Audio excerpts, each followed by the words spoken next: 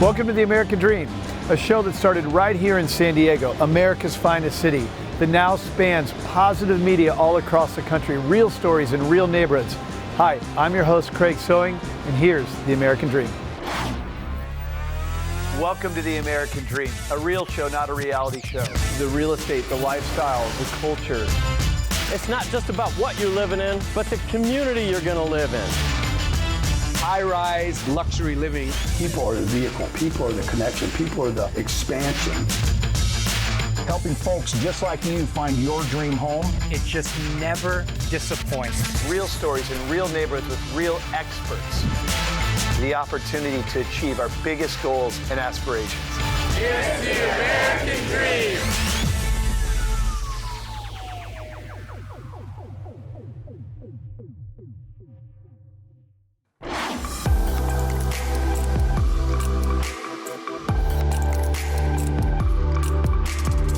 Welcome to another episode of The American Dream with your host, Amir Javaharian. I'm super excited to be here with you today.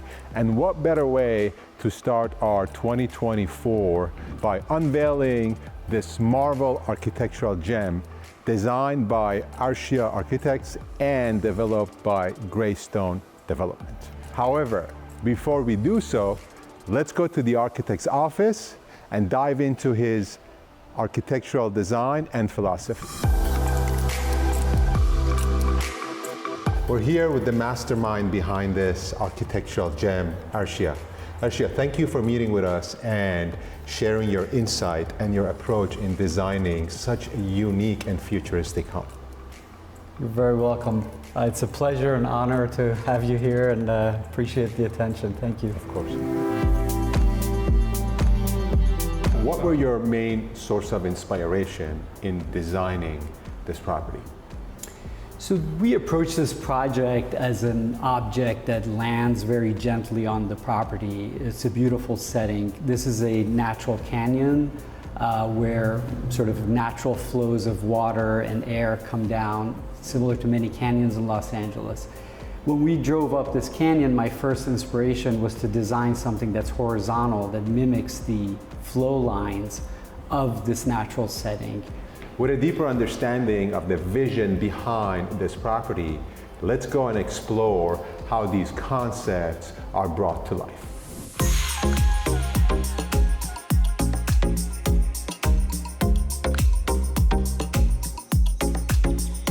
Arshia, one of the most important essence of California living is the indoor-outdoor space, or the indoor-outdoor living.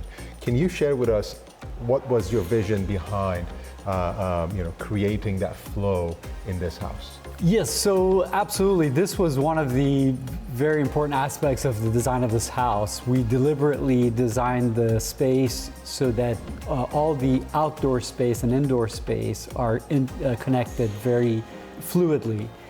Basically, we created these large openings that, the yard in the summertime becomes part of the indoor space. And this was extremely important as a vision for the design of this house. Sustainability has become a big part of our lives.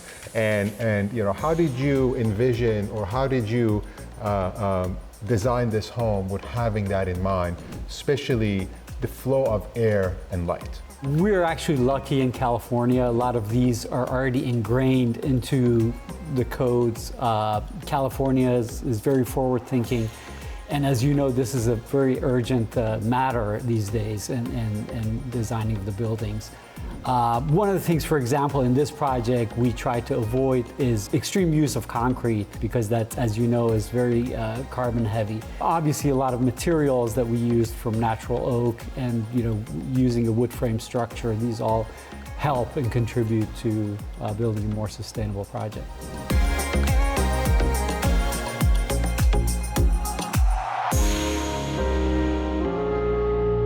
Arshia, thank you so much for being with us today and sharing your philosophy and your unique vision on how to design these amazing architectural marvels. My pleasure. Thank you for having me.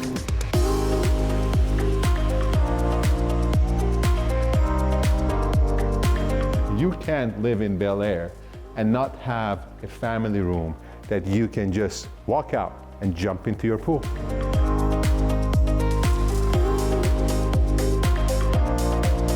Finally, we're in the most important room of any home, the primary bedroom suite.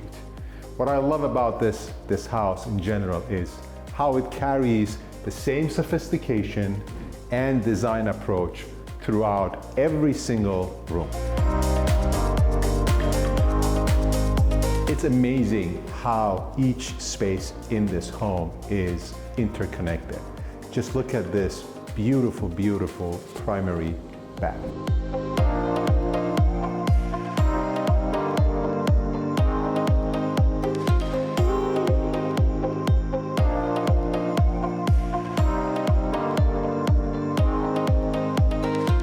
Thank you for joining us on another episode of The American Dream.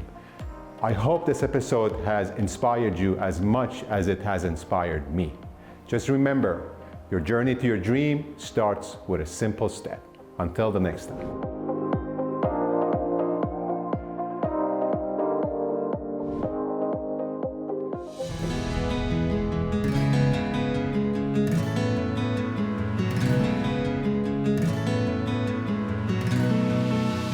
Welcome to a very special segment today. Today, we are at Fort Myers Beach Fire District, and we're meeting with Fire Chief Scott Worth, and we're going to honor the fire department for everything that they did before and after Hurricane Ian.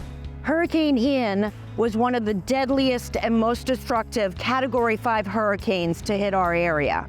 It was the third costliest hurricane on record and the deadliest since 1935. We're standing in front of Station 31. Scott, tell us about the fire station and what's happening with the building. Sounds good. So first off, thanks for highlighting us and taking the time. During the hurricane, when we have larger storms, we leave the island. So we were not here at the time.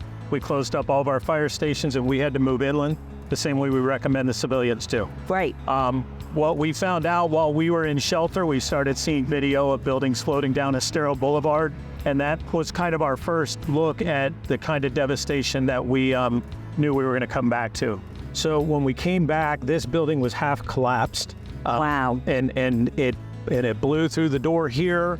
We had a fire truck and an ambulance inside the building, and those were all moved around like they had been in a washing machine, and they destroyed the walls inside. So now we're going to head off and we're going to talk to Chris about the response for the firefighters during and after the storm and how they collaborated with the other agencies. Thank you so much for your time, Scott. Thanks really again. appreciate it. We're at the side of Station 31 and you can see the devastation of this building.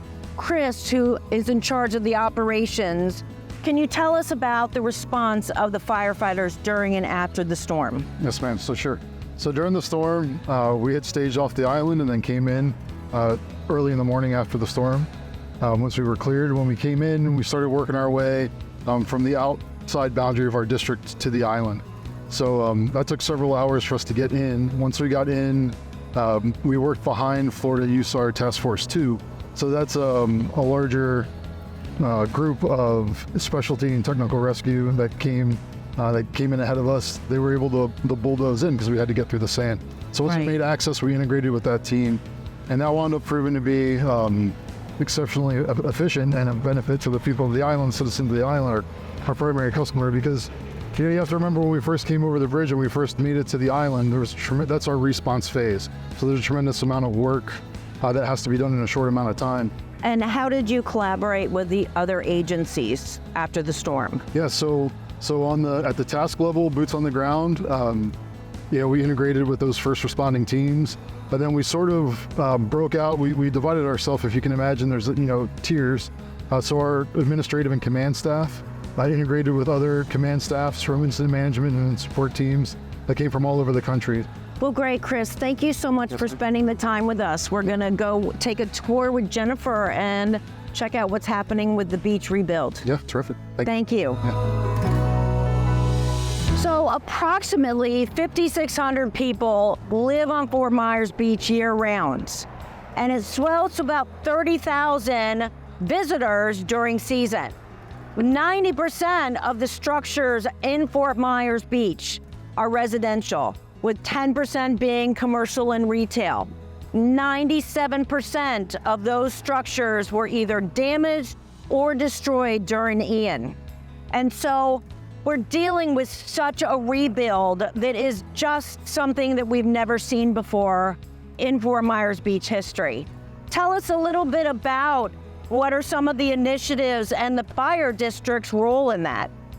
So our role in the rebuild side of it is more commercial based. Of course, we have a little bit when it comes to street access on your single family residences, but commercial rebuilds, there are a lot of different things coming into the district that we may or may not have been looking at, but now we have these vacant lots, these large vacant parcels that are going to be rebuilt to a bigger structure. So there's a vision that's happening with the beach, and the focus of the rebuild has really changed kind of how everybody's operating now at the beach. Yeah, I mean, like I said, we have all these vacant pieces of land that weren't here before, so we know the rebuild is going to bring in a lot of new opportunities. And a lot of people. A lot of people, that is for sure. Absolutely. Yeah. And we're going to head down now to the newly installed clock tower, which is what makes Fort Myers Beach a tradition. And we are here to present to the brave men and women of the Fort Myers Beach Fire District our gratitude for all they've done through the storm, through the rebuilding of our beloved beach. And now we're going to reveal this beautiful prints that they can have at one of their firehouses as a reminder of what our beach is.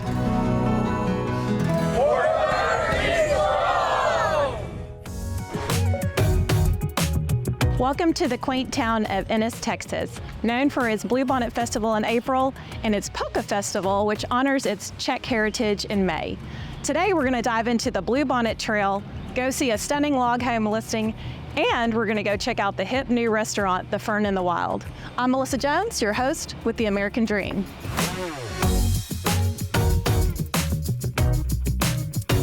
So we're here with Morgan Reffin at the Fern in the Wild restaurant and shop, and I can't wait for you to show us around and tell us a little bit about what your inspiration was for creating this restaurant and shop. Thank you so much for coming to Ennis and visiting us here at Fern. My inspiration was basically bringing my passion to my hometown. I'm from Ennis. I wanted to bring my passion for hospitality and good food and local business to where I'm from. So Morgan, tell me about all of this delicious food that you have brought out to the table. It looks amazing. Thank you so much. Yeah, these are some of my favorites. A lot of the reason is because it highlights a lot of our local vendors and foods. So on this side, we have the avocado toast. That's actually the Fern's origin story, if you will. I started making this at the farmer's market right after COVID. It's got avocado, the Empire sourdough bread, togarashi spice, and lemon vinaigrette. Yes, it is my favorite. So I heard there's a secret door right here that leads to somewhere. Can you tell us a little bit about that or take us up there? Absolutely. Do you want to go check it out? Yeah, let's go check it out.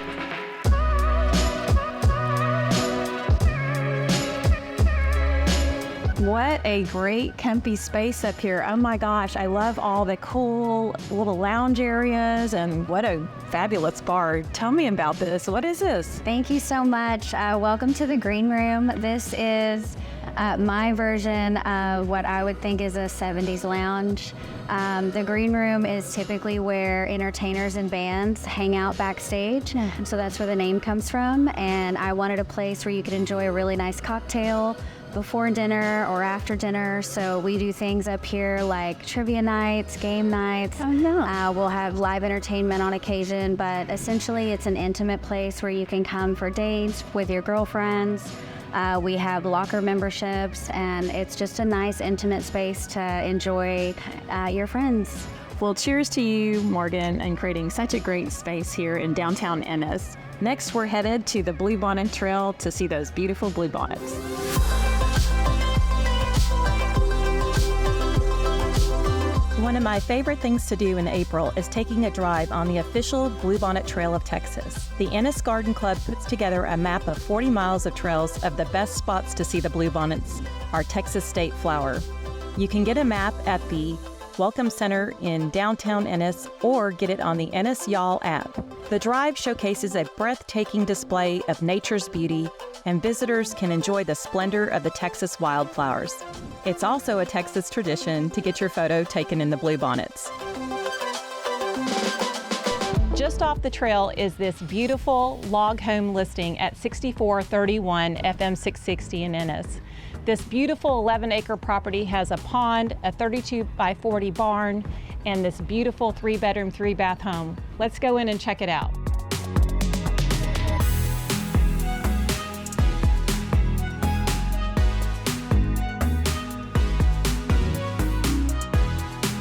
This inviting home has soaring ceilings, a gorgeous Brazos stone fireplace from floor to ceiling, and an open concept floor plan.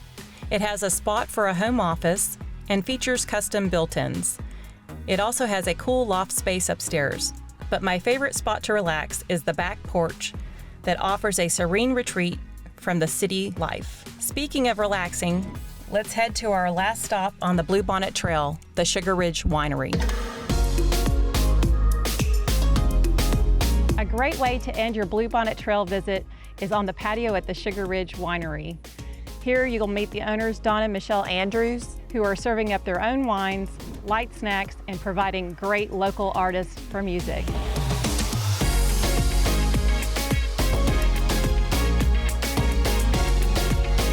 Until our next adventure, I'm Melissa Jones. Thanks for watching The American Dream. Cheers! Cheers!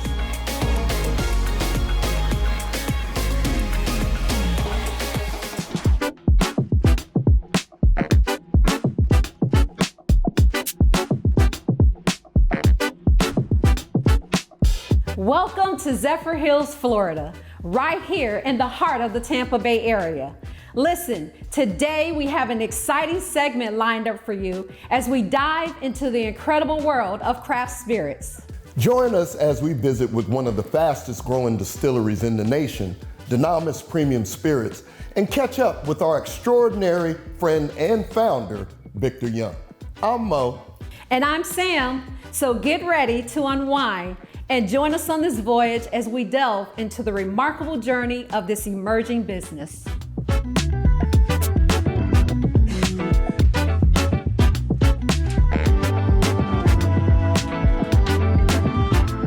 I'm so excited. Today we are joined by Victor Young of Dunamis Premium Spirits. Victor, you're a man of many gifts and talents. Could you tell us what motivated you to create a distillery? You know, most of my life, my adult life, I have transacted at high price points in a lot of the products and services that I provide in my businesses. I wanted something that I could enjoy, have fun with, and be able to transact with everyone over 21 years of age from $20 to $1,000, and that's Dunamis Premium Spirits. You know, the other part about this, it allows me to pour some of myself into it. So henceforth, part of the name and part of who I am going to this brand, creating premium spirits for extraordinary people. Why the name Dunamis, and what does it mean? Well, Dunamis is an ancient Greek word. It's the highest level of power and greatness. So if you're gonna have an amazing brand, you have to start with an amazing name.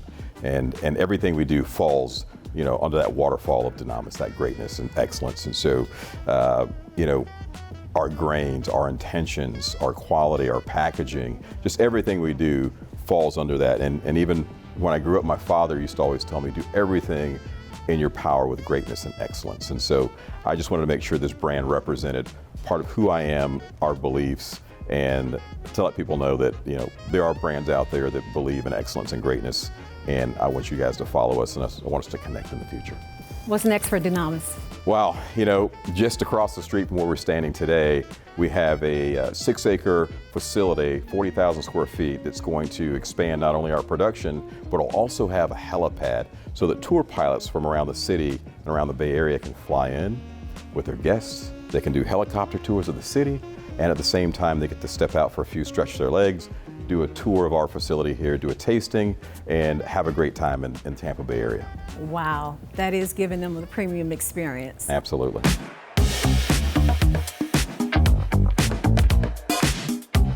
sit down, smell that, drink that.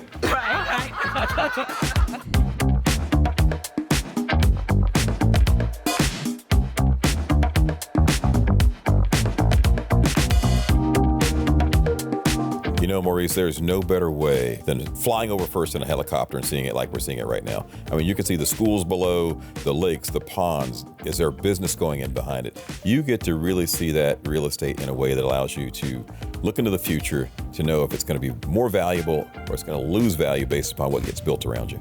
You know what? You're right, Victor. It's phenomenal. As I looked at the properties from this vantage point, it gave me a different perspective. I've been in real estate a long time, but man, never from the air like this. This is the only way to do it. Next time you want to go up and scout real estate first, you let me know and we'll make it happen. I'll be there. Thanks for flying with me.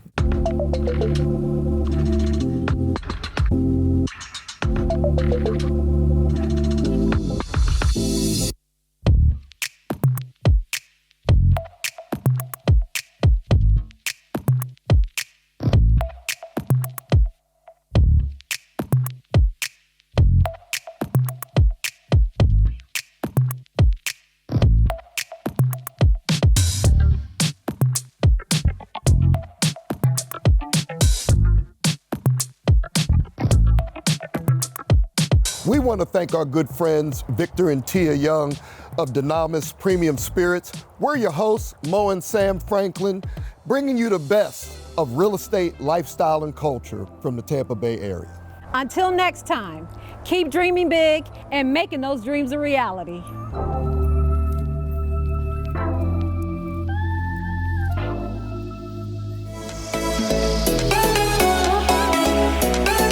Welcome to The American Dream. I'm your host, Karen Best. Today, I'm going to take you behind the curtain to visit with some of my favorite entertainers.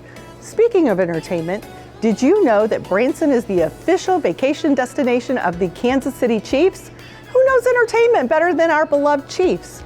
So today, let's go to the Yard Milkshake Bar to catch up with one of my favorites, Jay Osmond.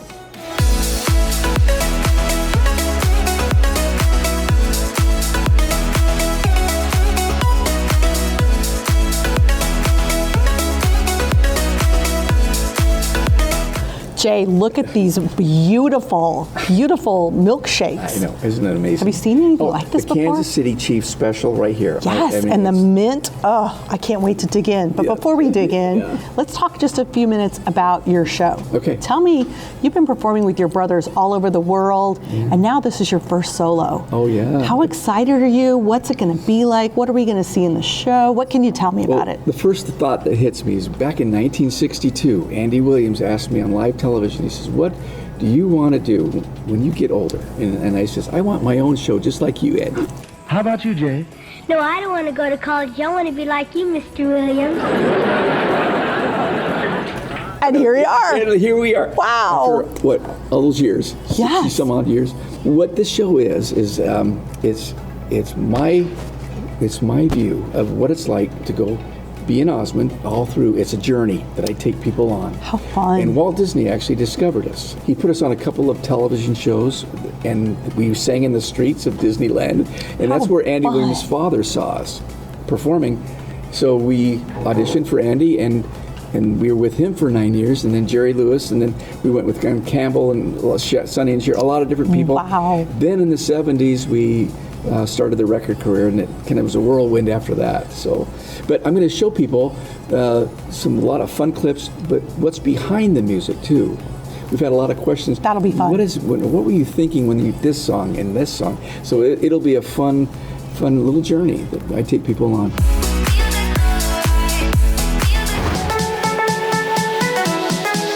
We're here at Raise a Life Theater, and we're going to catch up with one of my favorite illusionists, Reza.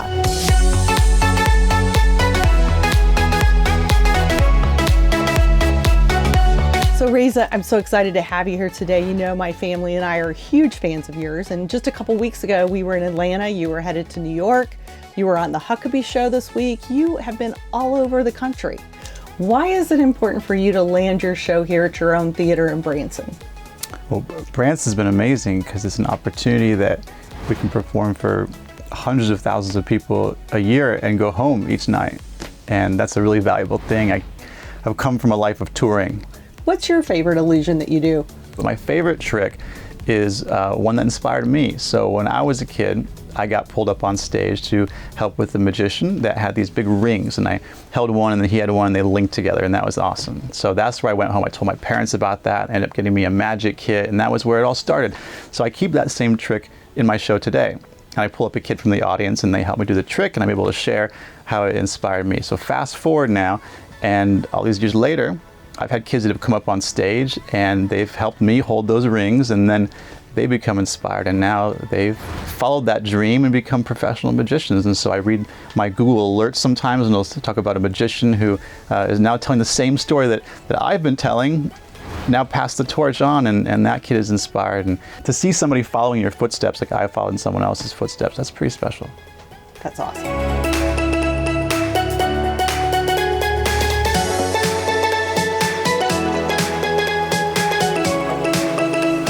I am so excited to have Dustin Tavella, the winner of America's Got Talent $1 Million, right here beside me. The first question I have for him is, can I borrow some money?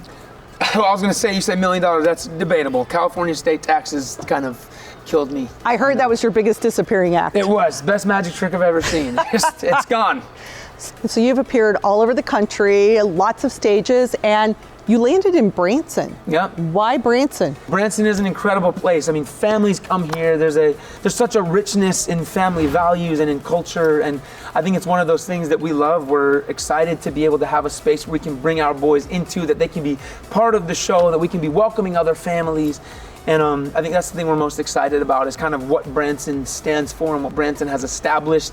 It's wild and crazy. Most of the people I talk to have never even heard of Branson, and I think one of the things we're also excited to do is to just bring awareness to how incredible this town is. Okay, so we're gonna do a quick trick, but before we do it, I've got a little prop of my own. Oh snap! Okay. So let me get ready for the trick. Classic. It's the trademark. I'm ready now. Snapback. Okay, Right, doing it? let's do a trick. Let's do this. So a lot of magicians like doing card tricks. We're gonna do a card trick. Imagine you have a deck of cards in your hands, okay? 52 different cards. I want you to just think of one card. Don't say it out loud. Keep thinking of it. I have a real deck in my pocket. I'm gonna try and just find the card that you're thinking of. So I want you to keep thinking of it. Again, thinking loudly, because I need to be able to read your mind, and we're gonna try to find your card. We're gonna keep it simple. You think of a card, I read your mind, find your card. Okay, we're gonna do this. All right. Don't say the card out loud yet. Can you just peek at it? Was that the card that you're thinking of? No. No? Flip it over. That was not it? Oh, you didn't pick the king? No. Can you whisper what your card was to the king real quick? All right, let me see. Oh, it was the 3 of spades?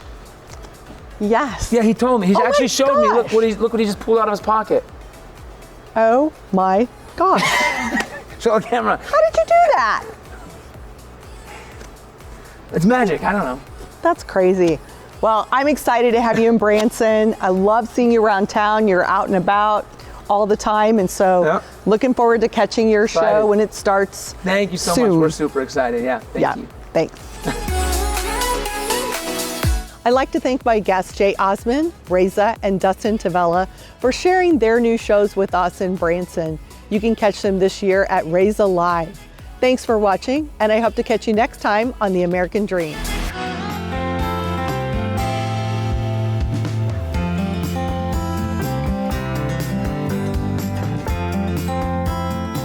Welcome to Financing the American Dream. I'm your host, Stephanie Adams. And I'm your host, Catherine McGlennon. And today we're in Wellington, Florida at the National Polo Center. We are so excited to learn about the sport of polo today, and we're going to be watching some really exciting matches. Let's go check it out.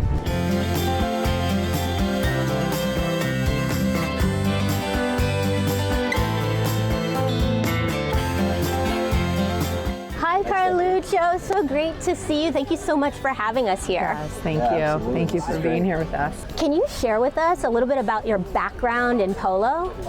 Sure. Well, I'm a second generation Wellingtonian. My dad moved here from Nicaragua, and the one condition he had when he moved here was that he had to go somewhere where there was horses. He knew that in Wellington there was horses, and that's really the draw. The big draw to Wellington, the big draw for my dad and for my family were the horses.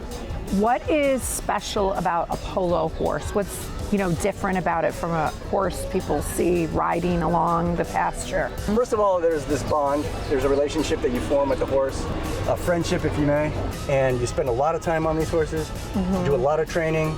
The sport is high speed, lots of stopping, lots of turning, lots of running, and it's contact sport. Oftentimes at the end of a polo horse's career, they make great trail horses for families because they've seen everything, they've been through everything, and they're just a horse that's just so reliable and loyal. And from like an overall perspective from like a team, how many horses would that team typically have or player typically have? So that's what sets us apart from other disciplines as well, right? We're not going to a horse race on one horse. We're not going to a dressage rink on one horse. We're showing up here with at least 10 horses. And that's per player. And so, on any given day, each one of these teams, Coca-Cola will have at least 40 horses over there tied up on their tie lines. Wow. And the other team will have 40 horses. So today you'll have somewhere between 80 and 100 horses out here on the field.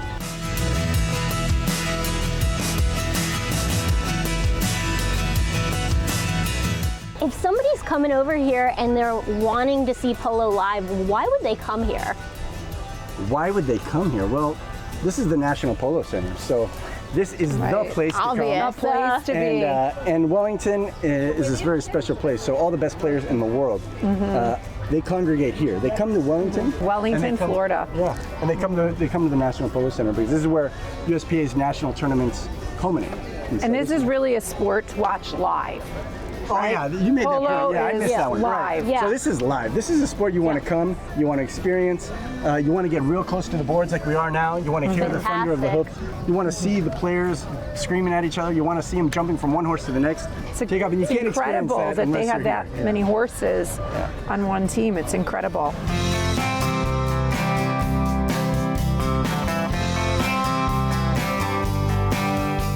So I heard there's a really interesting history about the National Polo Center. Can you share with us about that? It started off with Palm Beach Polo.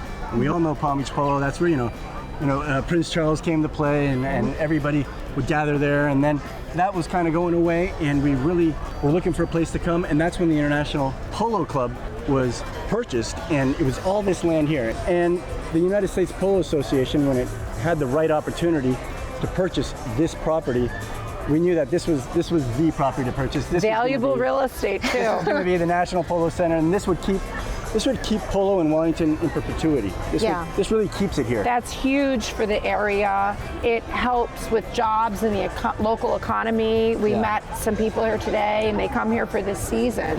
It's really great. The polo industry does a lot for Wellington and all the surrounding clubs. It's not just the National Polo Center. There's a story to tell about the surrounding clubs. We have 250 clubs around the United States. But in South Florida, we've got a smaller number of clubs, but there's 5 or 6 really powerful clubs in this area, and they play national tournaments here, and they play at their clubs. So to have those clubs around to help with the polo industry is really what makes Wellington even that much more special.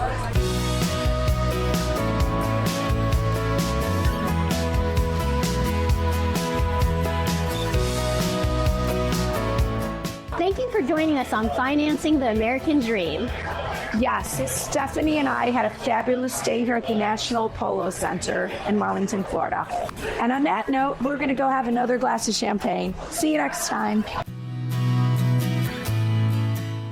Well, I hope you enjoyed today's show, produced from America's finest city, but shot in the heart of your neighborhoods.